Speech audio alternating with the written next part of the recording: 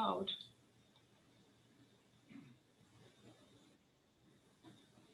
Okay.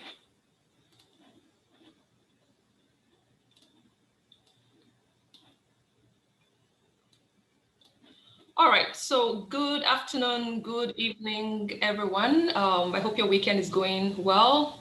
I hope it's, as warm where you are as we're actually enjoying this early spring in Canada here, which is great. So I'm definitely very excited to be here. I'm grateful, and excited to be here. Really looking forward to this learning experience that we're about to have.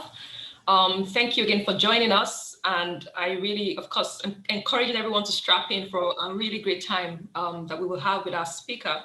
Before I introduce, our speaker here, I want to just remind us of the Zoom, the usual Zoom housekeeping, right? Try to be on mute if you're not speaking, so that everyone enjoys a good audio experience.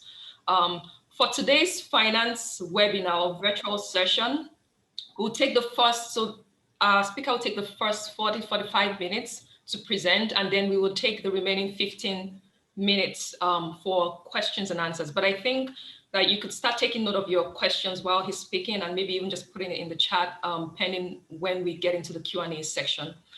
All right, so I'm honored to introduce our finance expert facilitator today, Mr. Dipo Akinrinlade. I hope I got the pronunciation good. Yes. Thank you so much. We're really honored that you took the time to be here to, to take us through this particular session. Just a brief introduction to the group here. So Mr. Dipo is the founder of Financial Freedom Academy. He's a former banker with experience in treasury operations and strategic planning. He's a financial life planner with a passion and avid commitment to seeing people achieve their life and financial goals.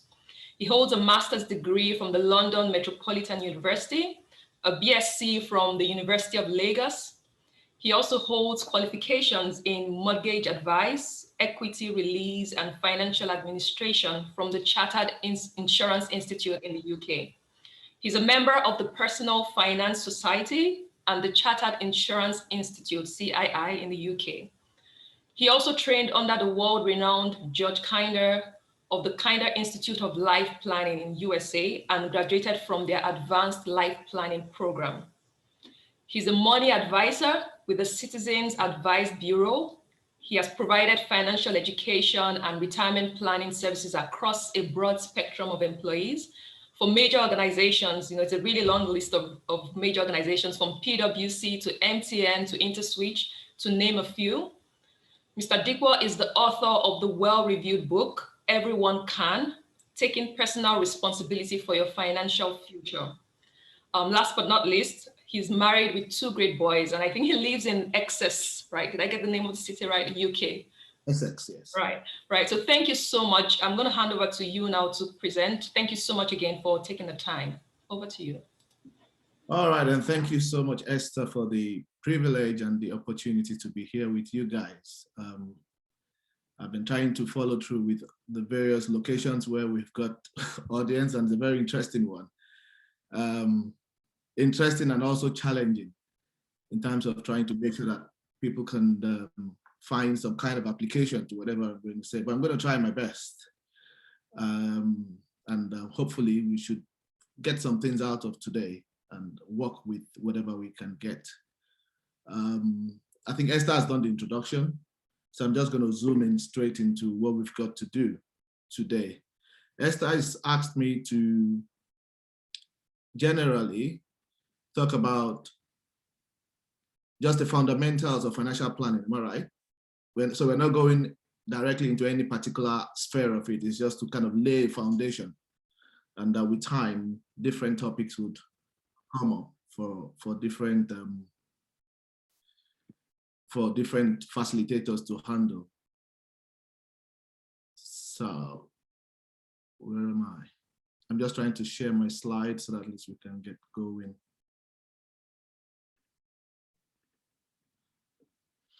Okay, so here we are, creating a financial plan, taking ownership of your present and your future.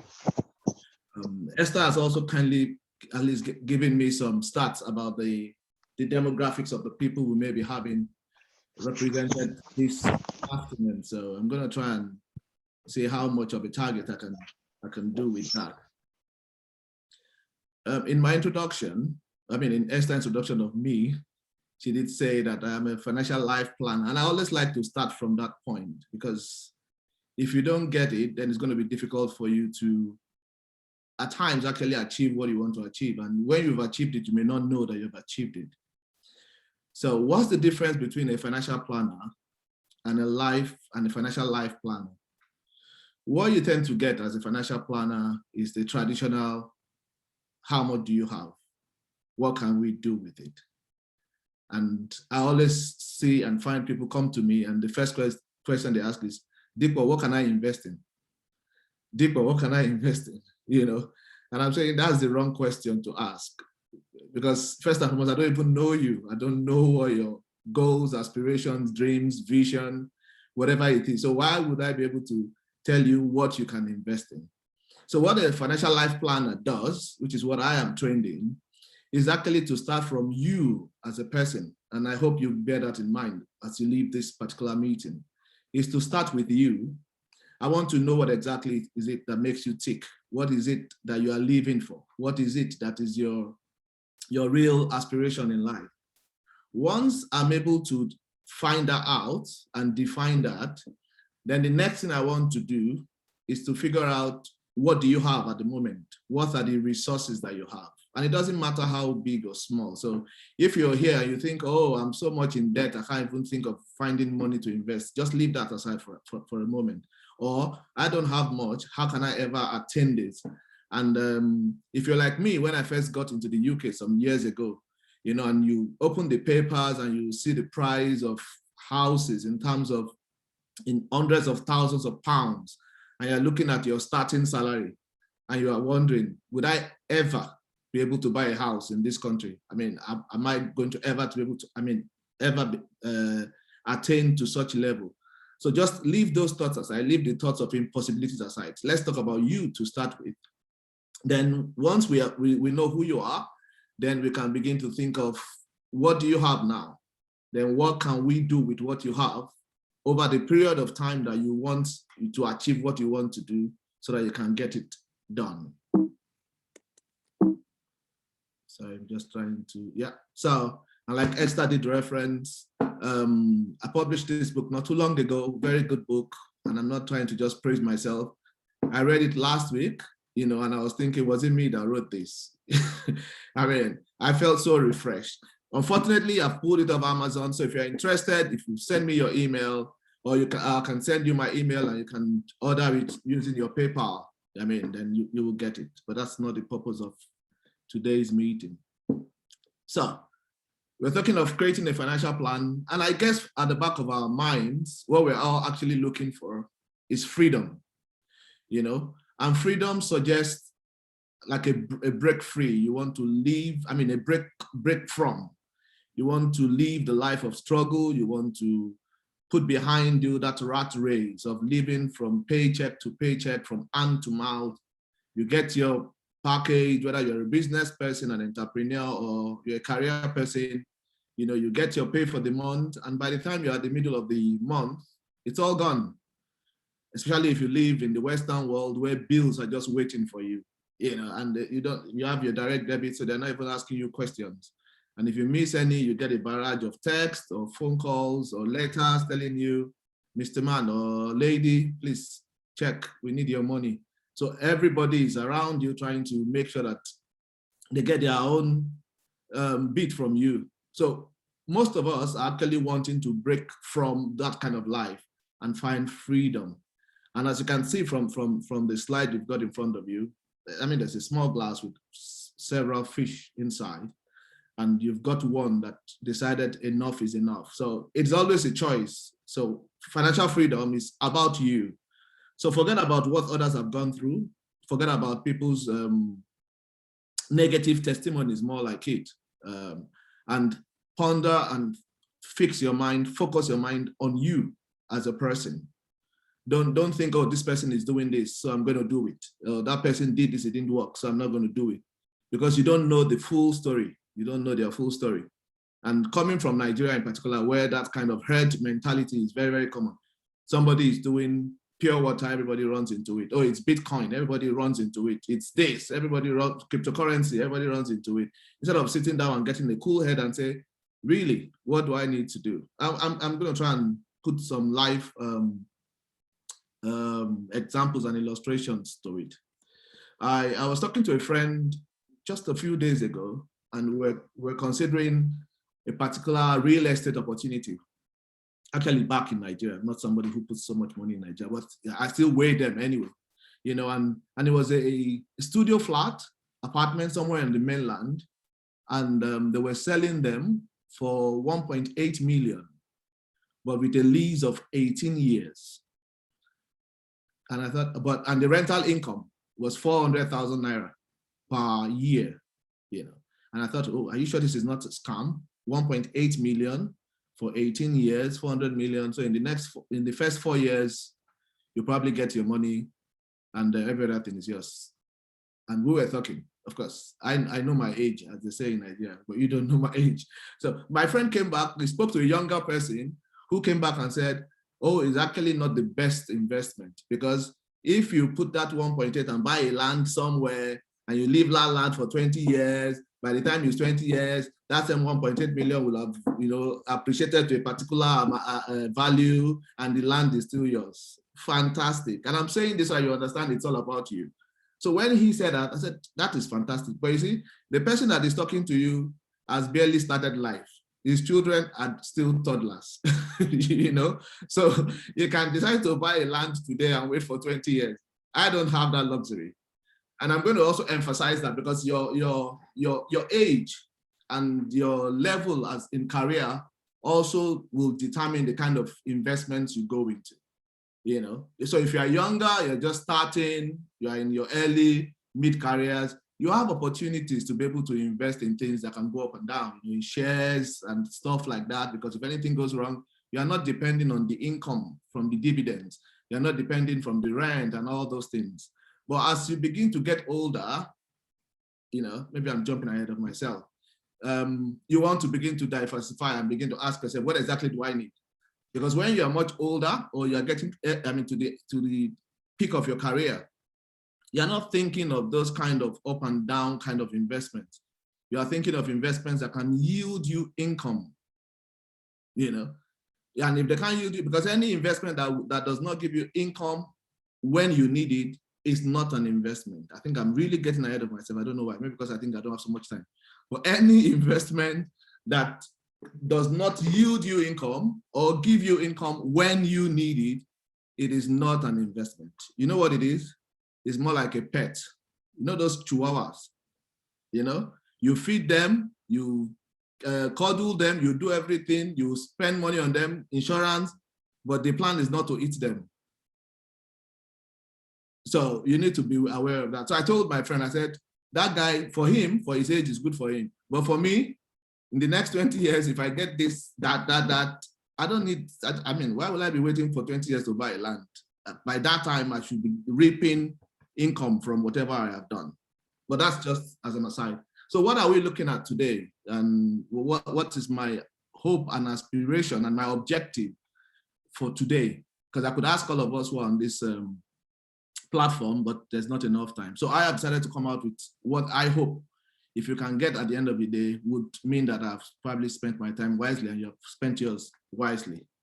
So the first thing is to try and see how whatever experiences we've got in the past, we can reframe them, you know? And once we're able to reframe our experiences, we want to move on to seeing what are the new ways.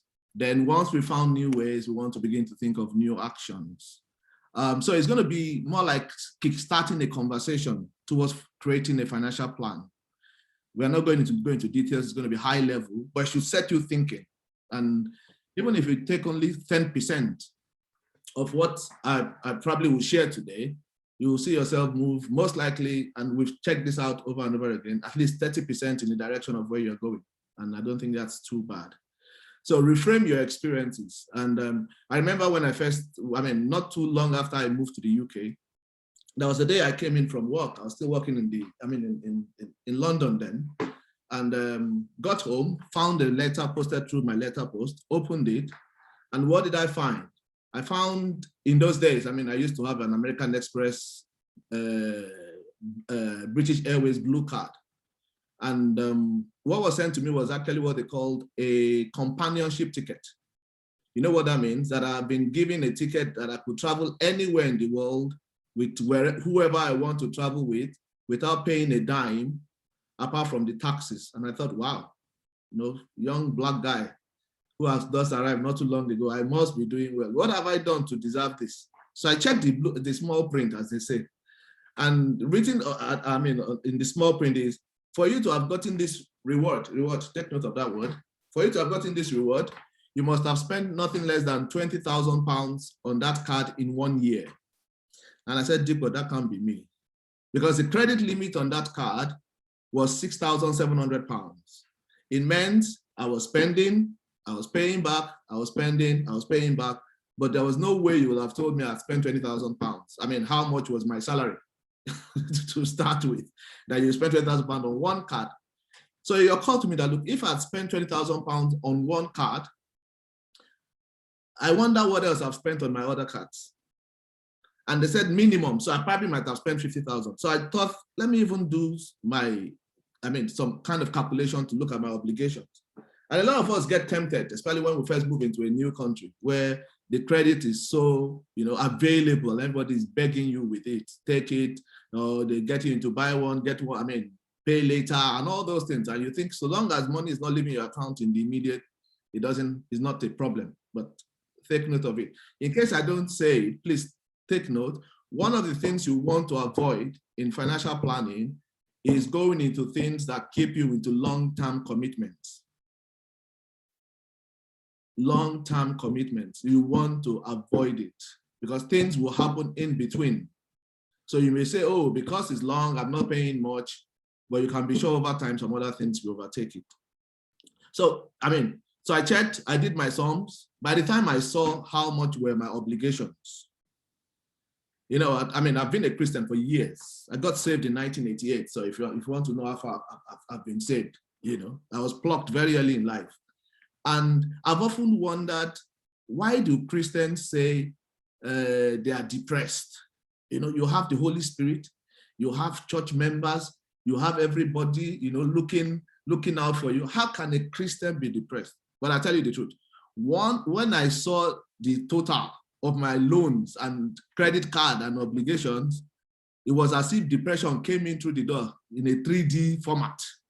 Like, Dipo, how on earth did you get yourself to this position? Well, please mind you, as at that time, I wasn't struggling to make my minimum payment. So it wasn't like I was in trouble. So I was making my minimum payment. In short, in church, people probably thought, oh, this guy is okay. Maybe I'm not at the top, but they thought this guy is okay, smiling and everything was going on. And that brought to my mind that scripture. This is a Christian platform that says the righteous perishes and the people know it not, and they know it not. Where everybody's smiling, everybody is happy, you all come to church, you are all like, you have it all together, but you know that you are going down the drain. Yet they're still hailing you. Oh, brother Dipo, hey, sister this, hey, anointed. Oh, I want to be like you. But you know where you're at. And I asked myself also at that point, I said, look, Dipo, if you dropped dead at this time, what will your wife be telling your children? Because what it may mean is that we may have to leave the house where we're living. We may have to begin to dispose of things that my children thought were our own. And they probably be asking my wife, so how come we don't have this again? How come we're having to move? And I thought, this is not a good place to be. So I took it upon myself, met my wife. Of course, all the debts were in my name, showed it to her. She was like alarmed. Where did this come from? I said, same question I'm asking myself. Two of us live in this house. We as men, what we normally say, we live in this house. I don't drink, I don't smoke, I don't chase women, I don't do all the vices, but there was absolutely nothing to show for it. Absolutely nothing. And that was when I knew there was trouble. So we agreed, between ourselves, that no more credits, no more loans, no more debts. And for us, that was the beginning of our own turn in life. But I tell you, when we made that decision, it was as if they gave emergency, Mr. Emergency, our address, because everything was thrown at us to make sure that we still get credit, to make sure that we still take up, debt. But we stood with it, we survived it, and it has made a world of difference. Now, why am I saying this? The whole idea behind this is, no matter how short or brief this meeting is, try and look at your own past experiences. You might have just spent only 3 months, 6 months, 1 year, 4 years, 5 years. You might have made some stupid decisions. I've done stupid. I mean, most of us have done things that we had no business doing. Taking credit cards, we had no business taking, putting money in Nigerian business or whatever business outside of the shores that somebody told you was going to get you some returns. And here you are. You are not better, and they have not even returned your whatever. And you are feeling like, I've wasted my life. No, the whole idea is to reframe those experiences and begin to find new ways of doing things, And once you're able to find new ways, like we were able to do, then you begin to take new actions. Because if you find new ways and you're not taking the new action, as they say, it's only somebody with a problem upstairs that will do the same thing over and over again and expect a different result. So financial life planning that I was explaining. So how does it work? So when you want to create a financial plan, how does it work? Now, if you can see me, I'm going to use my left hand to represent the pillar on my left as I see it. I don't know how you're seeing it.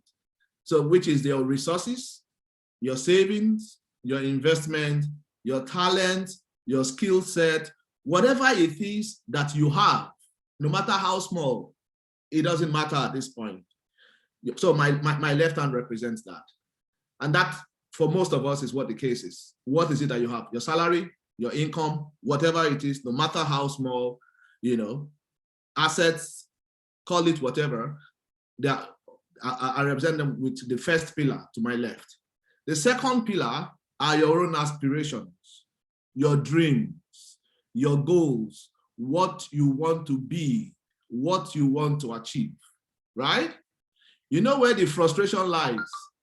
Joining those two, isn't it? So you know yourself, you can see what you have, you can see how big or small your income is, or the things that you have as at that time. Sorry, please, I just have to reduce this. Sorry about that.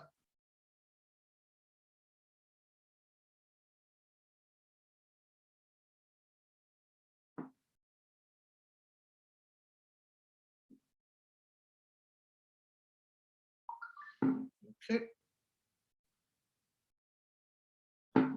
Yeah, sorry about that. Okay, so that's where the frustration is. So this is what God is telling you, your vision, your dreams, your aspirations, but you look at where you are in terms of your investments, your salary, your income and everything, and you're asking yourself, how do I marry the two?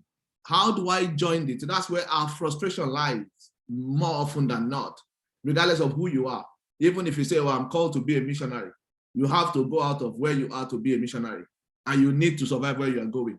So how do you translate your resources, your savings, your investments, your talent, your skill set, your assets? How do you translate them into your goals, your dreams, and your aspiration? That is where financial planning comes in. So you ask yourself, what do I have? I need this. I have this. What do I want to do? This is where I want to get to. How much do I need to get, to be able to be that or to get there? So I need 10 pounds, but I've got 1 pound.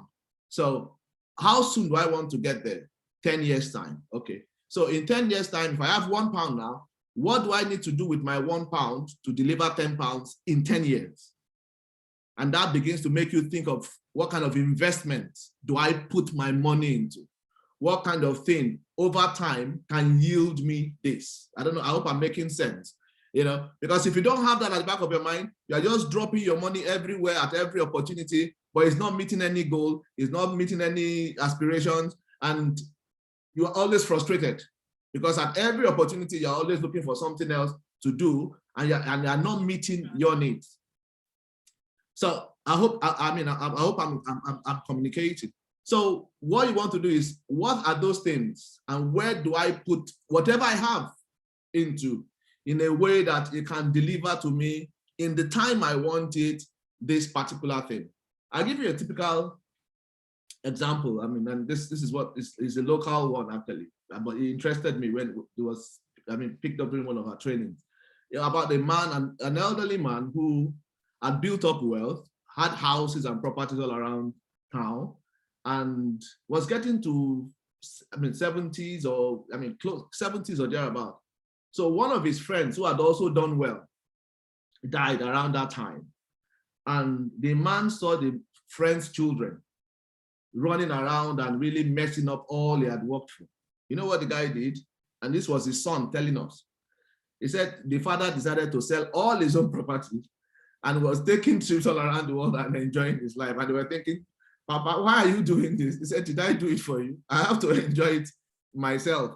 And I say that because I see people who probably don't need to work an extra day in their lives if they can use what they have now to deliver a future to themselves. And I don't say that in any, irresponsible way, because you just need to know exactly what you are doing. So for example, a question I would have loved to ask if we were in a class and I had all the options of being able to follow up with all the time is to ask you, how much do you need in a year to power your life, to run your life? How much? Because if you don't know it, then you can't even start a financial plan. How much do you need? Because if I need 1,000 or 10,000 pounds or 20,000 pounds, then I know that this is what I need. So if I'm planning for retirement, for example, or later life, as I like to call it, and I say, by the time I'm 60, I want to be able to have 60, 70, sorry, just a minute, just a minute.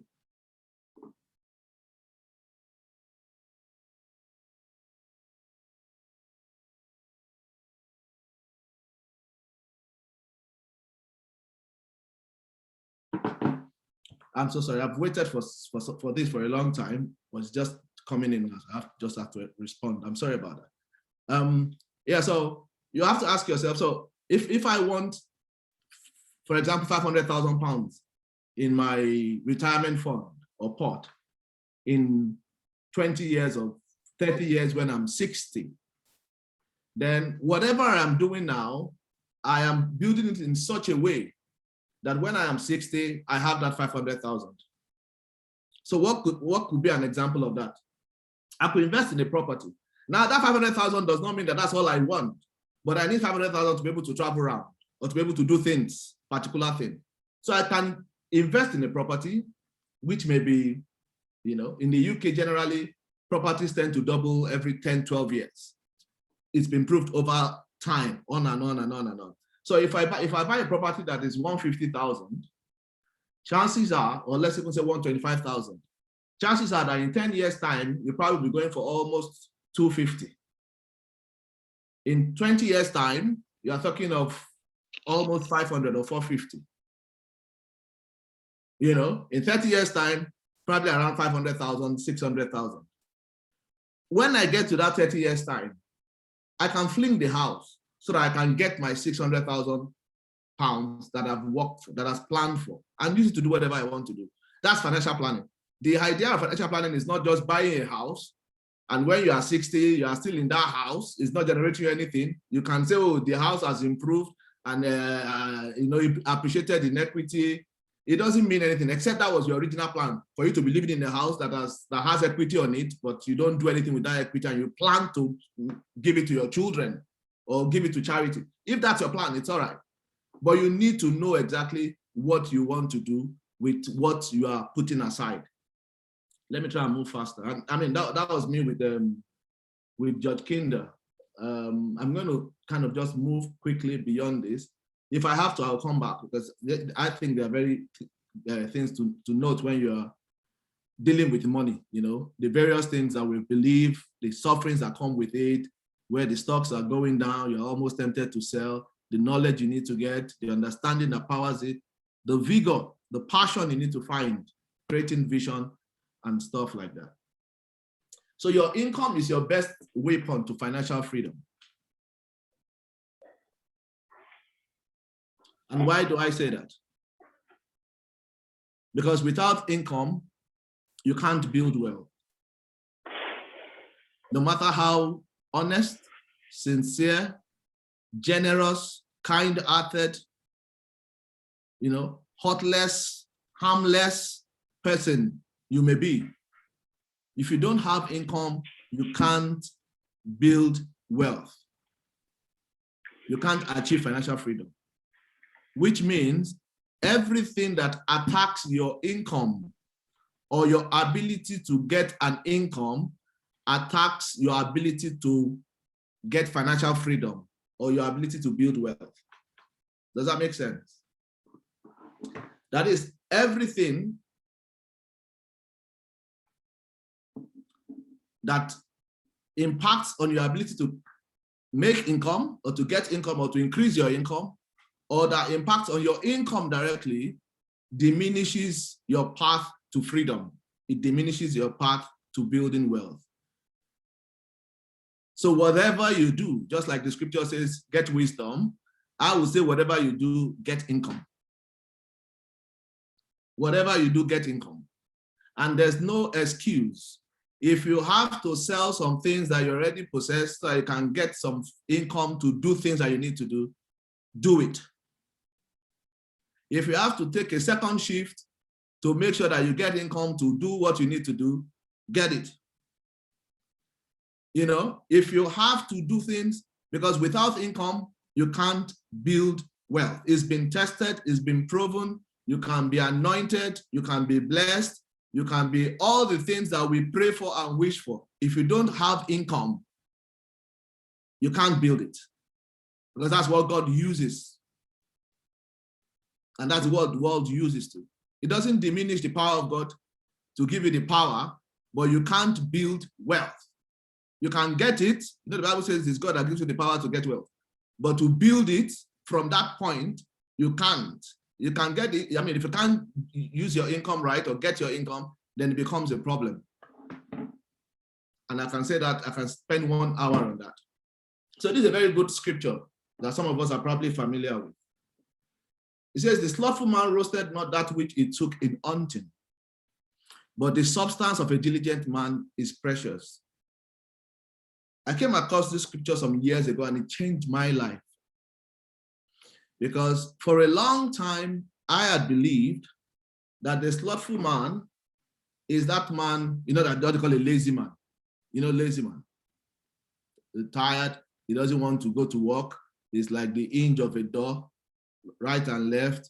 He's on his bed, he doesn't want to get up, or he's going to the market or to the town center, he sees a lion and runs back. He says there's rain, then he doesn't go to work.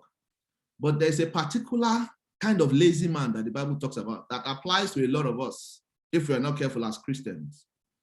That this particular lazy man actually goes out hunting, wakes up very early. If you're in a cold country, he puts on his warm, jacket, his fur, everything, leaves home at times when it's dark, comes back at times when it's dark, does everything. This particular lazy man does all of that, goes through the traffic, takes all the flags from their bosses. People that shouldn't be talking to you, they talk to you. You had your degree, you had your master's, now you're abroad. The work you're doing is not even commensurate with it. The guys who are dishing you instructions don't even have BSc, talk less of masters. But you take it because you've got to put food on your table. This particular lazy man takes all that, goes out hunting. And the good thing about this, interesting about this particular lazy man again, he actually catches the hunt, the game. He actually catches it and takes it home. Have you seen that kind of a lazy man before? Who does all of that? But the problem with that lazy man, he cannot convert it for his own good. And at times I look at us, not only as Christians, and I say, are we really not lazy in the definition of this thing? That you go out, make income, but you can't put the tenacity required to make sure that that income that you've gotten is able to deliver to you what it is meant to deliver to you. So as far as this scripture is concerned, if you are that kind of person who works hard, who gets salary, who gets paid, but has nothing to show for it, you are a lazy man or a lazy woman. Not me that said it. And the other half of it says, but the substance of a diligent man is precious. I know how I interpret that. Your substance is your income. For somebody who is diligent, 1 pound, 1 penny means a lot. 1 cent means a lot. Remember the parable of that person that lost a coin and had to sweep everywhere to look for it. Many a times as Christians, we have so much faith that little things don't count again. But every dollar, every cent, every pound, every penny matters. If you can't convert it to something that can produce wealth, then you may say you are working hard, but as far as this scripture is concerned, you are a slothful man. Let's move a bit fast. A bit faster. Of course, the other part of it, you have your income. The enemy of your income is debt. And they sell it for free many a times in the Western world, depending on where you are. At times they are begging you to take it. They call it different names. Call it platinum card, black Amex, whatever it is, it's still a card. And the money inside of it is not your own. You may feel honored that you are carrying it, but it's a lie. Ordinarily, they should be calling it debtor's card, but they call it credit card. Because if they call it debtor's card, you won't take it. It doesn't sound cool, but that's what it is. If you have it and you're using it, it's not your money. You're a debtor in strict terms. But on a more serious note, what debt does to you is actually double jeopardy. Because one, all the monies you're using to pay as interest is money you could have used to build wealth. That's the truth to start with. Then secondly, if anything ever happens to you during that time, and we all have emergencies, you're not only going to be trying to survive to pay your debt, you're also trying to get yourself back to your footing. So whatever you do, debt is not a solution. Some people will say, but if you don't have credit card, you can't get a mortgage. At least to the best of my knowledge in the UK, you don't need a credit card to get a mortgage. You may need a credit card to get a loan or to buy a car if you want to do higher purchase and stuff like that. To get a mortgage, simply up until today, what you need, at least in the UK, I don't know how it works in other places, is to get yourself on the electoral roll. Make sure you are running a proper current bank account. And if you have overdraft on it, make sure you are keeping it well. Of course, you need to have the right residency to a large extent. If not, that will affect the kind of interest you're going to pay or the kind of loan to value they'll be asking from you. So to say, oh, I must have a credit card before I buy a house, no. Of course, if you want to try and improve your credit rating, even though it doesn't apply to whether you can buy a house or not, that you may want to do for other reasons. And the rule of thumb is, even if you get a credit card, never use your credit card on something that you will never see again. So don't use it on food, don't use it on things that are perishable or that's going to just go. The whole idea is even avoid it, because once you start, you don't know where you will stop. So financial reality check. I'm just going to see, I don't know how far to go on this. How many more minutes have I got? Am I timing myself? You're good to go, sir. Okay. All right. So just, I've done this for, I'm not going to ask us too much questions, but for the UK, the average person gets about 26,000 pounds, 27,000 pounds average. So if that person works for about 40 years, 45 years, it probably has about 1,390,000 go through his hands in his working life. That is assuming we factor in an inflation of about 3%, every year. But for most people, you will not do like that, because if you have a job, if you move on, you're not likely to get only a 3% increase. Chances are that you get much more. So For most of us here, you probably will get almost 2 million, 3 million pounds, 4 million pounds over your working life. You know, and if you're married and the other partner is doing just a partial job, what you're going to find is 2,052. Of course, like I said, that's on a very strict 3% and half of what the other partner is earning. I think in Canada, because I did something for Canada not long ago, the average salary in Canada is about $59,000 thereabout, Canadian dollars. So if you use that, and I think the inflation that we also put in was about 3% or thereabout, averaging over 10, 20 years. So you probably have over your working life about 3 million. That is if you just stay at 59. But of course, for every year that you get extra, and if you change jobs, you're going to get much more. So for a household, you probably have 9. But you can double this. So if you're in Canada, chances are that in your working life, you probably get more than 6 million Canadian dollars passed through your hands, if not much more. You know, but the most important thing is, what do you do with this? How much of this do you actually use to convert to wealth, which is the very important bit about it. How much of that do you convert to wealth? I'm going to take another 5 seconds, please.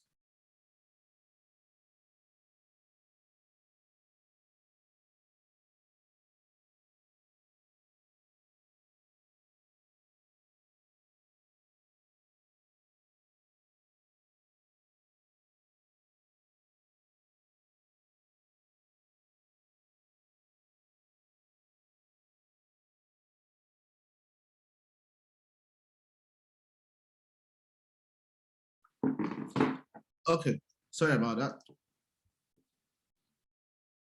So, like I was saying, you're going to have all this amount come through your hands in your working life. You know, so how much of it will you keep? And to probably bring it to context, think of you having, for example, in Canada or in the UK, you know, think of you having 2 million, 3 million pounds. Let's say you buy a house that is worth 500, 600 pounds. 600,000 pounds. You still probably have another 2.4 million pounds, you know, available. So it may look like a small amount, but it's not a small amount, because housing is what takes the most, at least in the UK and in a lot of other places, of your expenses. I know transportation is also a big deal, and in some countries you've got fuel as another main contender for your income. I mean, if you happen to, we're not in Nigeria, so I'll just focus on this. So the question is, you're going to have all these things pass through your hands, no doubt. You know, the question is, how do you convert it to wealth? How do you convert it to wealth? That's the question. How much of it can you keep? Because it's not how much that passed through your hand that matters, it's how much of it you're able to hold back to build wealth. And we've done a straw poll of people who have worked for between 3 to 5 years, who have earned, you know, this kind of basic amounts. And you ask them, if you are to write a check of £1,000, can you write it without calling a friend, asking a neighbor, you know, all the who wants to be a millionaire questions? And 1 out of 10, 1 out of 5, 2 out of 10 could actually be able to do that, even though they work for 3 to 5 years, earning that amount. And we don't want to find yourself in that position. You've worked too hard to be at that point where you're simply eating from hand to mouth. So what are the things that the system and the people around us use to get this income? Remember, your income is your most potent tool. That is what everybody is fighting for. HSBC, I think in 2015 in the UK, were saying that their goal was to make sure that £1 out of 7 in the hands of every UK resident was in their own account.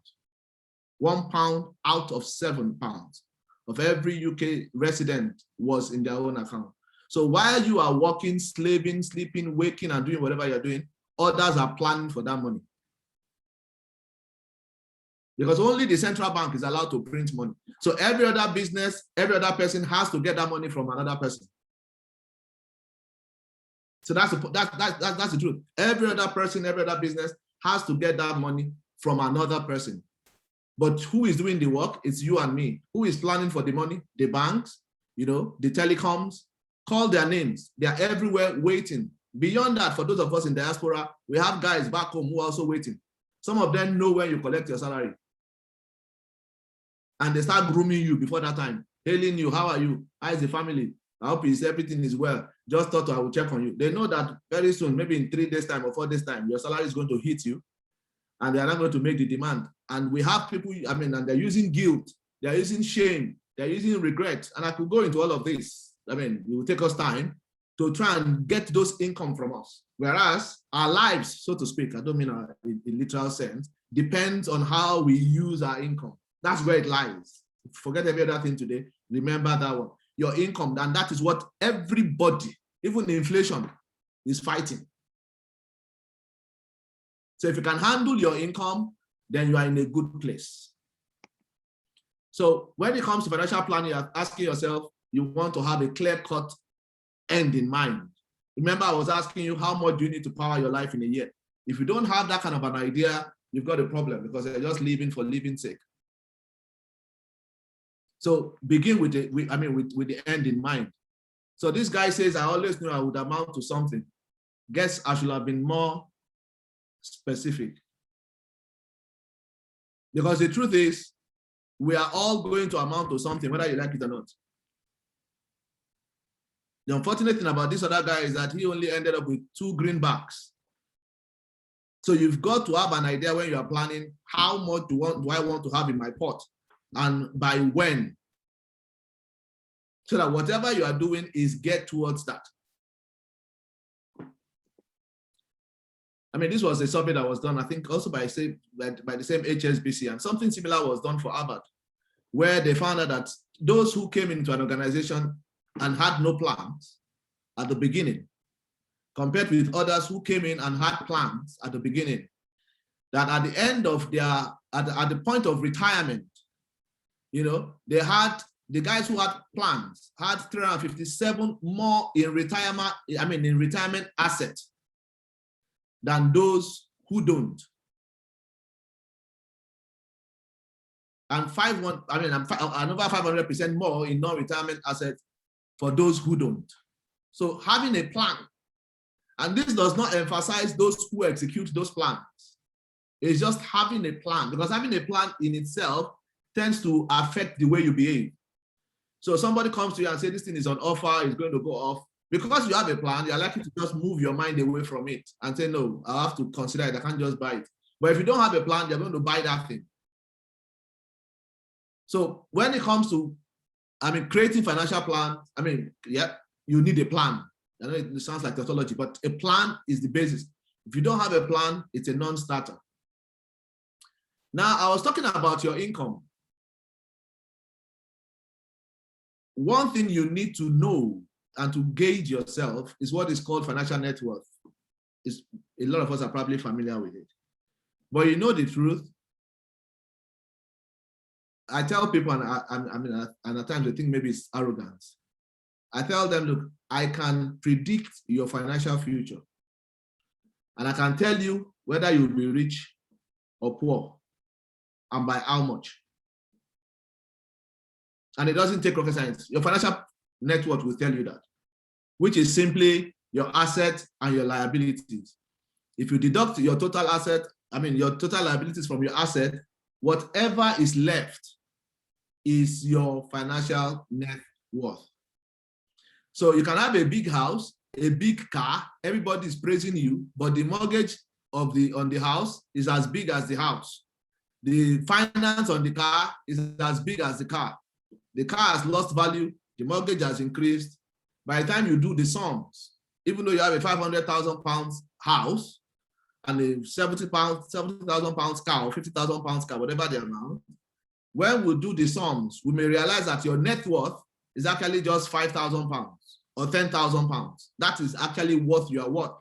And to bring it closer home, that is what is available to you to use when all said and done. So you are not rich based on the car you drive or the house you live in. The extent of your wealth is that different, because that's what you've got. So if you're in trouble and they sell your car, they sell your house, what is left for you? And many times that is what you have available in retirement. in your whatever currency you are using. So which means in your financial plans, you want to always watch out for your net worth, because you can earn 10,000 pounds in a year and not have moved the needle of your financial net worth by 1,000 pounds. Because in that same year, you took liabilities that knocked off that 100,000 pounds. So your lifestyle has changed, but your net worth has not moved. So your net worth actually tells you how much of your income you are converting to wealth, in simple terms. So when people say, oh, I don't have anything to show for it, it's because they are not converting their income to wealth. So your net worth is a major marker, and you can tell. So if I'm earning 100,000 pounds every year and my net worth is only increasing by 20,000 pounds, I know in 30 years, I will have added how much to my net worth? Almost 600,000 pounds. So I can tell. I'm not talking about miracles and breakthroughs now. Those ones are the preserve of God.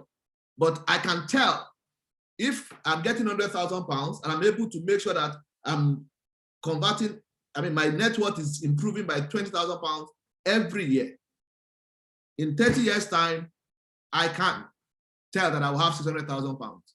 And there's something they call the, I've forgotten what they call it, the 4% rule, even though they're almost making it 3.5%, which means that if you spend 4% of your financial net worth, of your retirement fund in retirement, you would never run out of money in life. You know what that means? If I had 100,000 pounds in my retirement fund on retirement, and what I need is 4% of that to run my day, whatever, and I put that thing just in a system that can deliver me 4% every year, that money will never run out. So if I take 4% of 100,000 or let's say 1 million, 40,000 pounds in that year, use it, and it's not impossible to have £1 million in retirement. If you go through the property route, you buy a property, 125, 150, 200, whatever it is, if you are able to do whatever you need to do to have 2 or 3, in 30 years' time, chances are that you probably have a property portfolio of 1 million that you can decide to cash, to convert to liquid.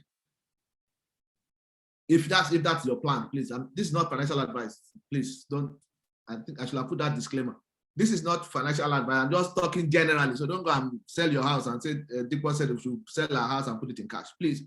But what I'm saying is, if part of your plan was to have something like that, and you set it and put it in an investment portfolio that generates 4%, and you pull out 40,000 out of 1 million every year. 40,000 is 4%, isn't it? Yeah, so 40,000 every year to run your show. After the first year, remember that 1 million is generating 4%. You go in again, pull out 40%, you will even add more by that time. So you can keep running like that and you will never run out of money. But you need to be clear how much you need to use in a year so that you can plan it and work towards it. So while others are investing in cars, investing in things that don't carry weight, you can begin to say, look, I'm not going to do so much of wasting my money on cars because this is my plan. So have this thing in my pot and let it run its own course. Because that is what your financial net worth is. That difference is what you have available to you to spend in your local currency in retirement. So how do you do that? And I'll give you a typical example. For those of us who know Mrs. Ibukamoshika, I don't know if you know her. I actually invited her for one of my trainings in Nigeria, and she had come and she had said some very profound things. And after the meeting, I met her again. I said, Ma, she was talking about coming to the UK. I said, oh, would you mind if I come visit you? She said, no problem. That was, I think, November. The March of that year, I think she came into the UK. Myself and my partner then went to see her. She has a place, and I'm sure she doesn't mind. I actually have part of it in my book. She has a place, or she had, I don't know whether she still keeps it, in Canary Wharf. If you're familiar with the UK, Canary Wharf is not for boys. You must have your proper money. You may not find all those big houses, standalone houses, but the condos there or the apartments there are more expensive than a lot of detached properties. So once we got into our house, into our flat, you could tell that we were kind of amazed, you know. And she said, "Look, what are you thinking about?" I said, I said, before you go ahead, let me tell you, this used to be 2 flats. She said, when I came into this flat, I realized that once if you have ever lived in the UK, our rooms are very small generally. You know, we are an island, so to speak. So we are not like Nigeria that will claim Banana Island, Lekki Extension. No, it's either we dig up here or we dig down. We don't expand, you know. So it's either you go down. So land is very, very scarce, you know. So she said you come out, she'll come out of her room and she's stepping into our dining room. And she's moving from dining room, she's stepping into sitting room. What kind of life is this one? You know, where I'm coming from, you see those houses in Nigeria where you can be moved. At times, some people have bridge in their house that you move your car even. You know? And she said she couldn't live like that. So she called our agent and said, "Can you find out from me who has the second flat that I want to buy it?" The person refused to sell. So she said she told our agent, "Can you find any 2 flats that are together?" And she bought those and pulled the wall down to make it into a big one. I mean, lovely, decorated, lovely. So I said, "Ma, I know you're a very brilliant, intelligent woman. And if you know her, you know she's, you know, cerebral." I said, "And I know you have God, but what exactly is behind this, your ability to do this kind of stuff?" And she reiterated some of the things she told us at the training. And I'm going to round up. I know I have a lot to say, but I don't have time. I'm going to round up probably on that. I said, "Dipo, look here." He said, "If this is sand, right? If this is sand, if I put it on the table and the wind blows, what happens to the sand? Of course, it will be blown away, right?" He says, "When it rains, what happens to the sand?" He says, "It is washed away, right?" He says, "If you take the same sand and you turn it into bricks," he says, "what happens when it rains?" Nothing happens to it. If not, it even gets stronger. He said, "What happens when the wind is blowing?" Of course, it still stands the test of time. He says, "When you need sand, what do? You go to the edge of that brick. What do? You tap it, and what do you get? You get sand." He said, "Dipo, when my mates were busy using their own sand, I was busy converting my sand to bricks." She said she didn't get a car that she could call her own until she was 36. Not that she couldn't buy it, but she couldn't afford it. You know, there are 2 different things when it comes to financial planning. The fact that you can buy it does not mean you can afford it. And you know my own simple test of whether you can afford it or not. If you buy a Benz and your son moves close with a pen and you almost die, that if you scratch that thing, I know you can't afford it. Because all those things should have been insured and all those. You can't buy something and be dying over it. Or you buy a TV 65 inches and nobody must touch the remote. You can't afford it. You can buy it. If you can afford it, you rest. If anything happens to it, it's either you replace it or you have your content insurance covering it. But that's not the point. Back to Mrs. Awoshika. One of the things that struck me there was the fact that she was converting her own income to wealth. So that year, she was going to be 49. I think that was 2015 or 14. The following year, she was going to be 50. And she was telling us, she was kind of moving all her companies to the guys who are handling it. She's now building for cash. She's now kind of hunting for foreign currencies. And that's what I tell you about financial planning. You can't just be doing everything the same way at the same age. I mean, at different ages. So I said, I can't. So it was time for her to be mining her own assets that she has built over time to generate her income, because that is income she needs now. She can't be waiting for something. She needs something that will be bringing general income. And that's maybe a good place to read. So there are 3 reasons why people invest. And I'm going to take questions now. 3 reasons why people invest. 1 is for capital appreciation. And with that, you can be thinking of shares and stuff like that. So you buy 1 share, they may give you a bonus, you're not really very keen, but it keeps appreciating. So in 10 years' time, your 4 shares is 6 shares. Of course, you're getting dividends on it, but dividends is not the most important thing. They're just trying to make sure that equity is being built on it with time. The second reason why people invest is for capital preservation. So against inflation. So talking of properties and stuff like that, brick and mortar and stuff like that. The other reason why people invest is what is called income generation. So you have invested, and if you have invested well in the first two, then what you are getting in the third phase of your life or your career is actually income generation. So your rental incomes are coming in. Dividends from your shares are coming in. Profit from your business that you have sold or whatever it is are coming in. So every time you want to invest, ask yourself, what's the reason? Why do I want to do this? Do I want to preserve? So if there's, for example, I know there's so much land banking happening in Nigeria now because the money is becoming, a bit of a challenge. Things are a bit out of place. So rather than people allowing inflation to kill off their money, they are just buying lands. At least if I can't make interest and I can't really do anything, at least I can store the value of my money in land. So that's capital preservation. There are people who are younger who don't care. They go into the stock market and are trading or are giving it to stock traders to deal for them. They don't care with the peaks and troughs. So up today is down tomorrow. They don't need it immediately, so they can waive the time. But when you are hitting your 50s, this is not the time to begin to go and put money in the stock market generally. If not, hypertension will kill that person if you need to use those money at that time. There's no time. All right, so let's stop there. But I can only send this to you.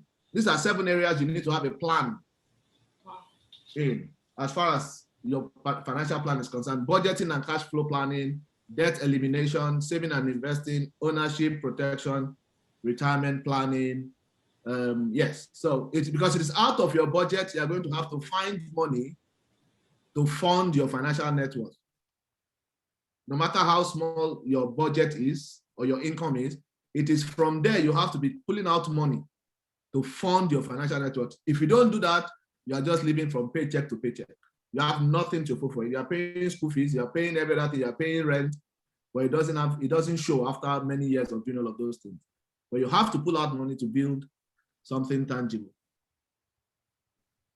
So I think this is good in terms of the kind of things that you can invest in. Cash for those who are in Nigeria.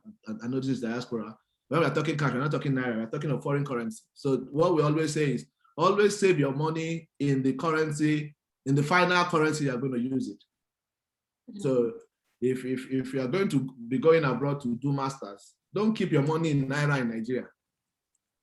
Go to the black market if you have to. Buy it. $5 will always be $5 after 10 years. So if your school fees is $5, you know you have $5. But $5 or 10 naira in Nigeria can be 2 naira after 5 years. So keep your cash in the final currency you're going to use it. It doesn't make any. And there are people who travel who have, access to PTAs and BTAs if you're going on business travel, who don't use it. Speak to them, give them naira, let them help you buy those things. Then, of course, you have bonds, treasury bills and stuff like that, corporate bonds and state bonds. Then you have property, you have shares, you have commodities. And there's so much around commodities and a lot of noise about Forex and Bitcoin, and you've got to be careful. If you can't explain it to a 7-year-old, you have no business investing in it. If you don't understand it, you have no business investing, no matter how attractive it is. Because when others are running out of the place when there's fire, you won't even know. You'll be going to take ashes, and God forbid that in Jesus' name. So the whole idea when it comes to investing is diversify, diversify, diversify. Retirement, you don't need a big income. Once I own a property, I'm covered post-retirement. No, because your property will not deliver income to you if you are living in it. And you're not going to take a break from your property to go to the market to go and buy stuff. So it's more than just having one property. Can't depend on your children. Some of us are other people's children. If they're depending on us, they're in trouble because we have our issues to deal with. One investment plan is enough. It's not. Children's education, I don't know where for those of us who are that age, it shouldn't supersede your own retirement planning. Can I take questions? Okay. So what we do generally in Financial Freedom Academy is to just to pick up what we call the four-legged stool strategy. Look at your pension. You can put additional pension funds. Mutual funds in this case, talking about shares, actually, securities and stuff like that. Make sure you have something in form of rental property that is delivering income to you, and you have earnings. But no matter how small the business is, do a business, and there's opportunities, especially with the digital age that we are in now, to be able to do something that earns you income. So that even if when you want to start reaping, if the shares are down, you have your rental property and business earning coming up that can sustain you during that time. And if the business is not doing well, you have three other things that can happen, which is why we say, if you remove one of the four-legged one of the legs from a four-legged stool, you can still survive. You just need to rearrange it. Yeah. So that's that. Thank you very much. I hope I'm not taking too much of our time. No. Thank you so much. Wow, a whole lot to take. I'm just scrolling through the chat block, and I see some questions already. Okay, if I read them out, I'll try and go there too. I can read them out to save you yes. Because I can see a number of questions are mortgage related, so I think maybe I can read them out together, and then you can answer those mortgage related questions. Yeah. The first one says, what's your take on paying off one's mortgage earlier? Is this a good financial decision? It depends on your bigger plan, because if your intention is to have that feel good effect of I've paid off my mortgage only, then you deserve it as long as you're the one paying it off. But the question you want to ask yourself is, if you pay off your mortgage early, what's the plan for that house? Is that because you want to give it up to your children after time, mortgage free? Or could you have used the money you're using to pay it off early, pull out money from that mortgage and buy other houses? So it depends on your strength. So for example, if you have a mortgage of 250 and you pay the 250 off, you're still in that house. The 250 does not benefit you in any way, if you get what I mean. But you can pull out 50,000 or 100,000 from it and use 50,000 or 30,000 to be as deposit on two other houses that are being rented, and the renters are paying for them. So it really depends but some people don't just like having any outstanding on their house. So there's nothing wrong. It's your house. If that's what makes you sleep there better, yes, it's good. Of course, also if you pay it early, you advantage yourself in terms of you're not paying the kind of interest you should have paid. But it's always a trade-off. So if it is the interest you are paying that you want to make sure you're not paying, then good enough. But if you're thinking in terms of investments, then you're asking yourself, can I draw money from this place to actually buy other properties, and expand my income base? Because as they say, income follows assets and assets follow income. Right. Thanks. Another mortgage question. So you earlier touched on the fact that you don't need to have a credit score or go through the credit card route to get a mortgage in the UK. So someone wanted to shed more light on that, but more specifically as well, what does one stand to lose by not going through that credit score route? Would you get higher interest rate on the mortgage because of that? If you could shed a bit more light. Yeah, you're not likely. Most banks will probably, most lenders, from what I know and the research I've done lately, would not consider credit card and even credit score. They have their own rating that they use for mortgage in particular, and most of it are on three key points. Your one, being on electoral roll, like I did say. Secondly, is running a proper current account. They're not in overdraft or using it anyhow. Of course, you have the right status too, Then in terms of the kind of interest you pay, if you have so much cash, which is where there's some kind of stupidity in trying to amass debt in order to get mortgage. Because if you have amassed cash, you get a better rate in terms of the loan to value ratio, because the risk you are posing to them, to that lender, is less. So if you have 100,000 mortgage and I'm putting in 30,000, their risk is only 70%. Whereas somebody else who is bringing only 5,000, their risk is higher. So they're likely to consider me less risk, and by so doing, give me, better interest, but it's been sold to us over and over again, like you need a credit card, but you don't really need it. But if you want to go through it, it helps to have a good credit score. But to what end? You may need credit card for other things. You may want to travel and you want to be sure that whatever you are buying is insured, because most credit cards will come with its own kind of insurance against purchases that you make. You want to book a car abroad. At times, the car companies will not accept a debit card. They will rather ask for a credit card. So, but don't get them with the hope of using them on things that are just expendable. But don't force yourself into debt just because you want to get a mortgage. It is not critical. And I could send a link that shows that, especially for the UK, if the person wants. Okay, I'll follow up with you and then share that with the group. Thanks a lot. Another home ownership question. So someone is saying, I have heard some people say owning a house is an investment, and some other people think it's not an investment. Yeah. Can you briefly share if home ownership is a good idea and how, especially from the perspective of a young person that's in their 30s? Is home ownership a good idea? A fantastic idea, because if you're renting, you're technically paying for somebody else's house. But if it's your own house, whatever payments you're making on it is going towards adding value, to what you own. So it's your house, you are paying the mortgage, you clear it. At the end of the day, the house belongs to you. If you're renting, you are just paying the landlord to cover his own mortgage. At the end of the day, you have nothing to show for it. So home ownership is a very good way of, building assets. Rent is sunken. Your rent does not lead you to anything. It's a regular expense. You don't build asset with renting.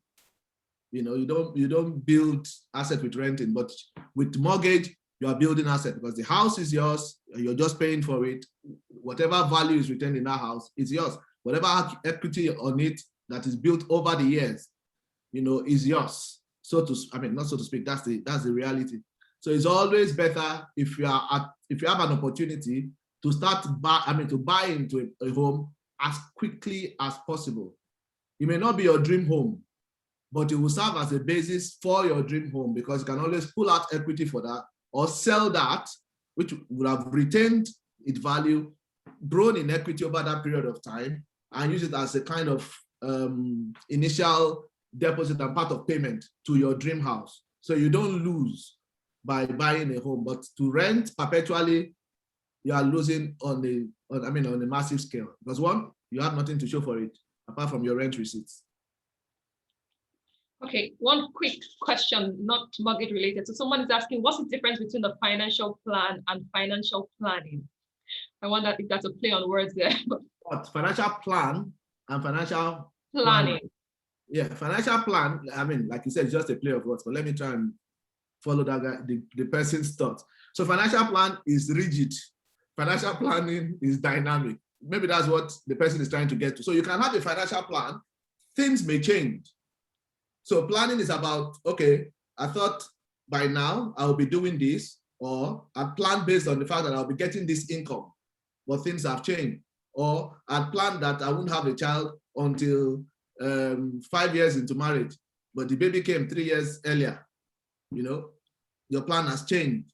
So you need to now factor the other things that would have to kind of move in that plan. So it's a dynamic thing. Yeah. Reminds me of a famous quote. Someone actually said, plans are nothing, planning is everything. It's a famous quote out here, but thanks a lot.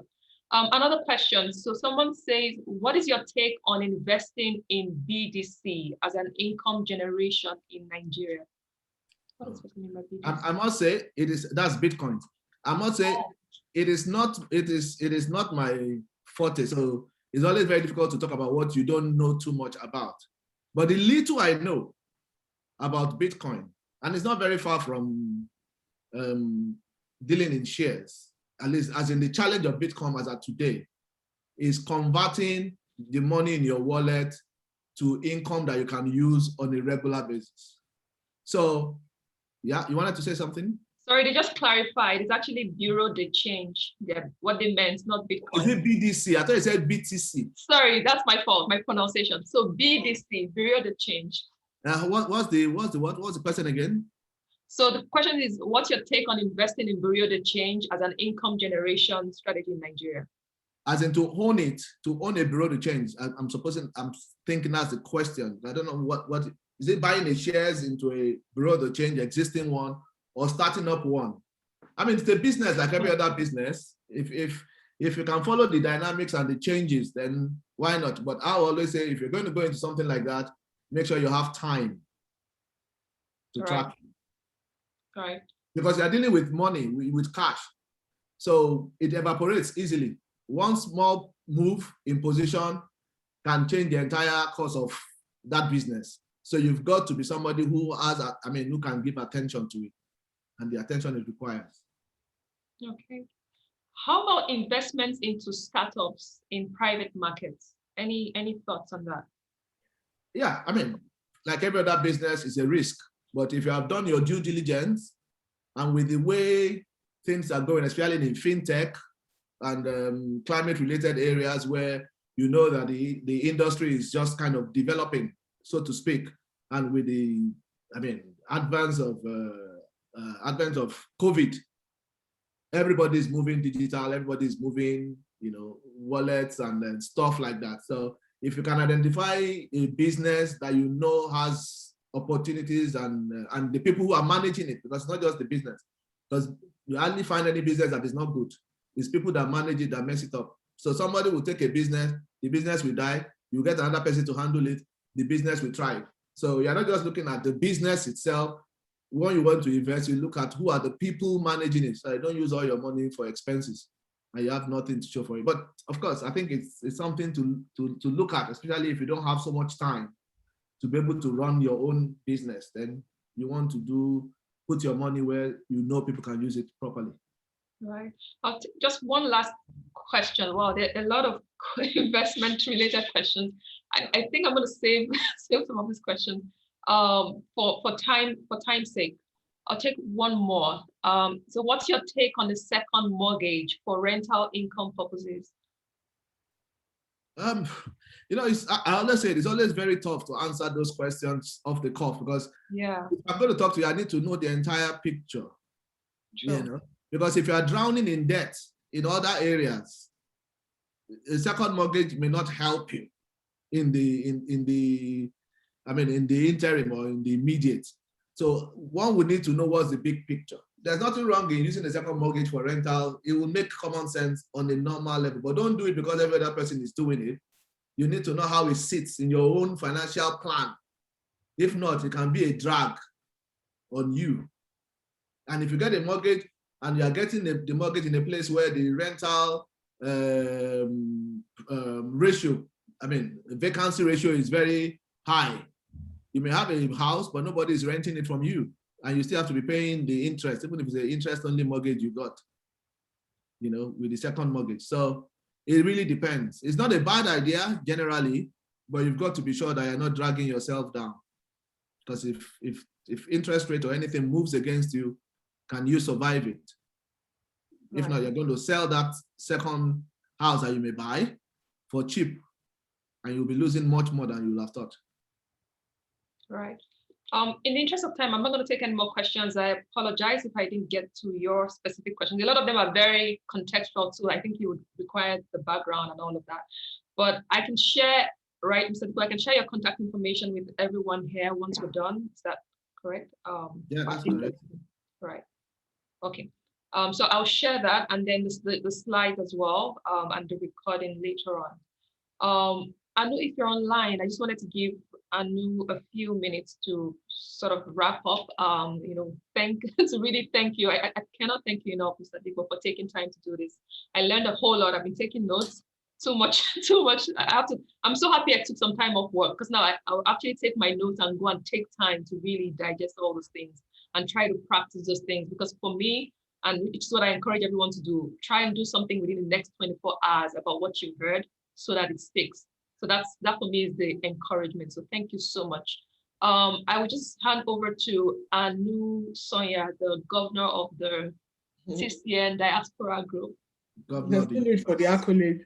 Mr. Dipo, I must say thank you very much. Thank you so much for your time. Thank you so much for the insights you shared. And I think I speak on behalf of the entire community to say that we're really grateful for this. Thank you so much. On behalf of the community and Esther and Solomon and everybody, we really do appreciate this. And for everybody else, I just want to let you know that this is the beginning of many series that we're going to have. We're going to have some other people come to talk to us about real estate. It's in itself and as an investment opportunity, people that have done it, people that are, that's what they do every day of their life. We're going to have people talk to us about, for those that are in career full time, we're also having speakers come to us to talk to us about how to excel in the diaspora in your careers. We're also having somebody speak to us about raising godly children in the diaspora.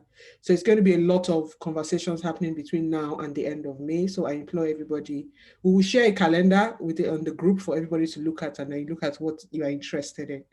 So again, Mr. Dipo, I want to say thank you, and to my community members, if we can all just come out of silence and just say, give him a clap wherever we are, I will really appreciate it. Thank you so much. Thank you. Thank you very much. Thank you very much. Great stuff. David, Thank you. great stuff, sir. Yeah, I wish everybody a wonderful Awesome. weekend, and thank you so much. Thank you so much. Right. Have a great weekend. I'll share all the resources and follow up and to the group as well. So thank you so much. God bless you. God bless you. Bye. Bye.